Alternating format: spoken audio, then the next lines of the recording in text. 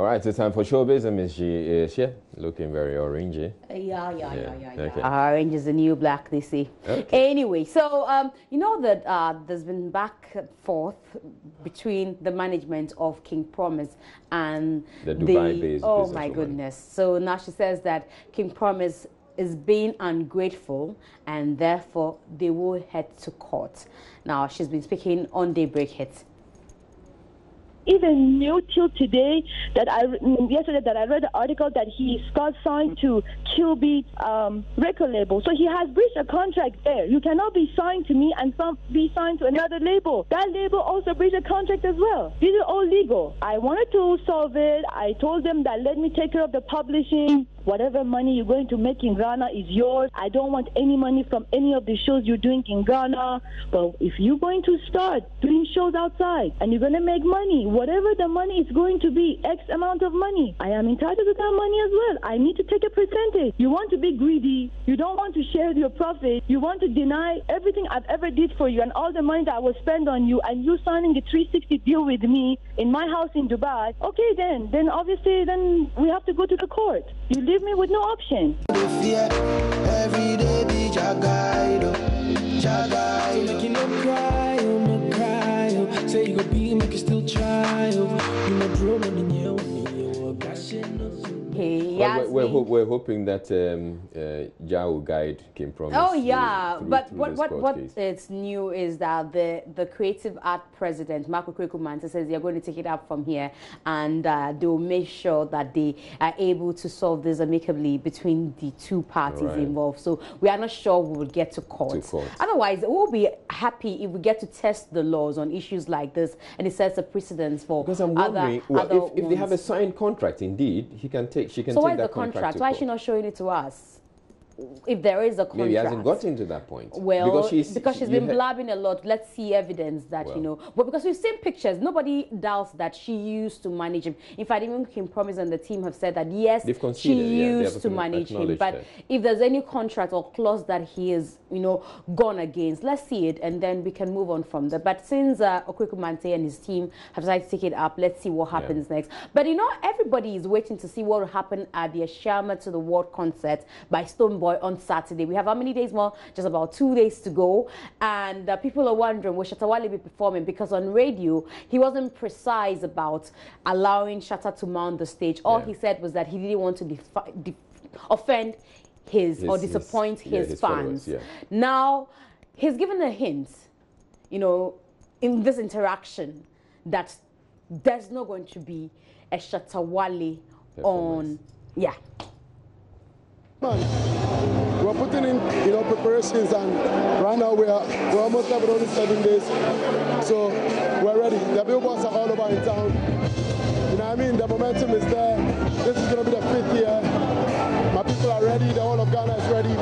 They're going to come to assignment. 40,000 last year. You can imagine. We're going to have double that this year. But do you know, have you changed your mind yet? I know that Shatta Wale made a call to you, says you should put it on Twitter that you should come. Have you changed your mind yet? It's my show. We're doing my show. All of the business will come through. Bah, bah, bah. So no extra person coming through? I mean, a lot of other Ghanaian artists, superstars are going to be there. Africa, Jamaica, that's how we say. Africa, Jamaica, that's how we say. Come and lift up, and rock out. So my take is he still hasn't ruled him out. Well, all the discussion, you know, when he said it's my show, it's like a response to all that Bulldog, the xylophone team said that it was a Shatta Wale show. So I got that message. Because they've all said it's a Shatta Wale show. So he says it's my show. Let's see how it goes on Saturday. Well, let's see. But Shatta also has a gig somewhere, so let's see how it goes. Maybe this will be the surprise. He may make time to pass through. Well, now also in the news is Lil Shaker and Kojo Q. So they used to call themselves Pen and Paper when they released that song. Now they are back to using the original names, and we've heard rumors about them performing or having a tune with Lauryn Hill, and that's a big deal. So how come they're not talking about it? But they won't say. We were hearing something about a project with Lauryn Hill. Oh yeah, the tour with Lauryn Hill. Yeah. So we were grateful enough to be included in the North American tour and the European leg of it too. But she rescheduled a bunch of them. We were supposed to do stops this month, but she rescheduled them to the American leg to early next year. Okay. But we're doing the Europe one in November. Okay. Yeah, so From November to December. Yeah, November to December. So what, you're going to be opening? Yeah, we are opening. Yeah. Good. Yeah, very good. That's good. But how did she find you? Management. BBNZ actually brought Lauryn Hill to Ghana in 2014. Afrobeats Festival. I was there. Yeah, so they kept in touch with our management, our boss, Alvin, the Queen. He also helps her out with a few things when she wants to reconnect to Africa and stuff. Okay. So when we did the pen and paper project, he sent her some of the stuff that we did, and she fell in love with what we were doing. So she was like, if she gets to do this tour, she would love for us to be on it. Yeah. So that's how. Why would she put you on a record? We can neither confirm or deny. We can neither confirm nor deny whether or not we have a song.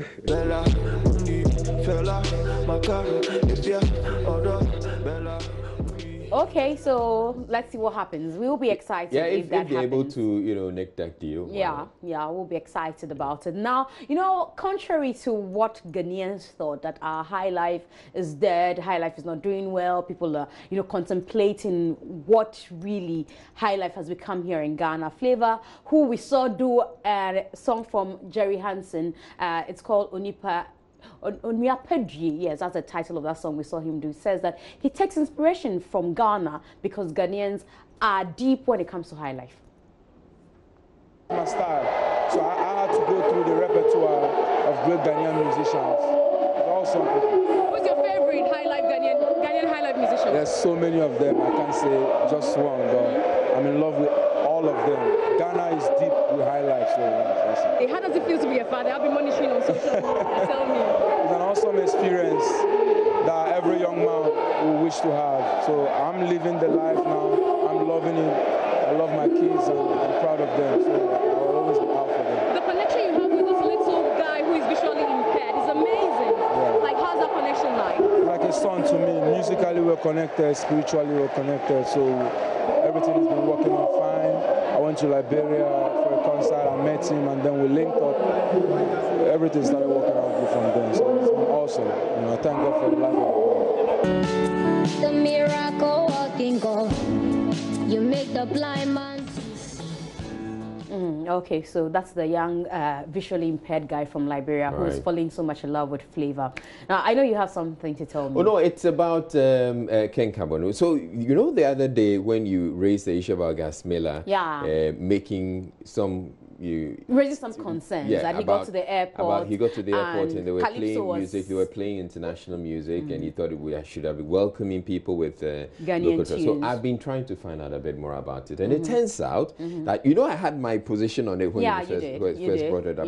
I've been finding out a bit more about it. It turns out that so it's Ken Kabonu who is one of the guys who plays at the airport to welcome people, and the way he does it is that depending on the and Ken Kabonu, you met him several times. A lot of people do know him. He's spontaneous. He's spontaneous. So he just decides that, I've seen maybe a Turkish crew and I want to welcome them with something Turkish or whatever. And even in that Turkish vein, he may just change and slip into local and make up a song about you and say stuff about you. So it's not quite, even though Gasmela, made an interesting observation. Yes, we must welcome. But I think that in this context, he took it a bit out of context.